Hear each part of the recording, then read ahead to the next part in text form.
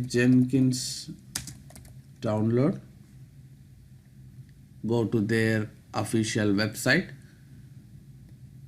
and yeah, you can download this generic java package.var. I already have it in my machine, so I am removing it. So once you download this java package var, it will store as jenkins.var in your machine.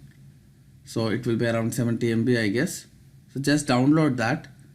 So once you download it, let's go to our command prompt, and right now it's in my work directory. So you need to go to the path where exactly this jenkins.var is located. So in my case it is in work directory, so I have navigated to this c-work. So basically now you have to start your Jenkins. Okay, so Jenkins will start in your local server. So when you start the Jenkins with a command, it start listening in your local server, and once you hit a local server, Jenkins will open. It's not any tool. Okay, it's run on your own server. So to start that, there is a command where you can give java-jar. So basically we are saying that we are triggering one jar or var file. To open any jar or var file, this is how you have to start, java-jar. So we are saying, we are asking Java basically to open the jar, if you give like this. And now you give that name of that file.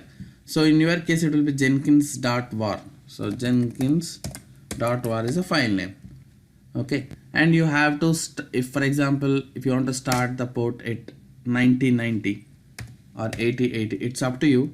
In my case I'll run it on 9090 because on 8080 port some other software is running, so I don't want to disturb that. Port equals to 9090. That's all. Give this and hit the enter, and you will see some logs generated, and thereafter the Jenkins will successfully start on your local host at 9090, and you can go and open it from your browser. Okay, so this is the command which you need to give to start your Jenkins. Okay, you are clear, right? So java-jar stands for it clearly says that we are invoking one Jenkins jar, and here we are saying that start Jenkins at 9090 port in our local machine. Okay, click and enter, and it will start on. You see that you will see something like started initialization. Okay, yeah. So once it started, and we can say localhost 9090. Okay, I told you, right, when it will start in your local server, that's why you gave localhost colon, and you said start it on 9090 port, right? So give 9090, and you will be seeing that please wait while Jenkins is getting ready to work. Okay, so initially it will ask to set up username and password.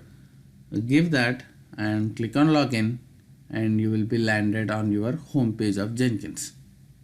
It's so simple, right? Perfect. So right now you are seeing 4 jobs here which I configured for my another courses.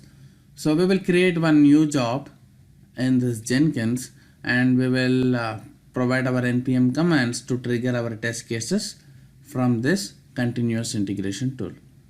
Right? Let's see that in our next lecture. Thank you guys.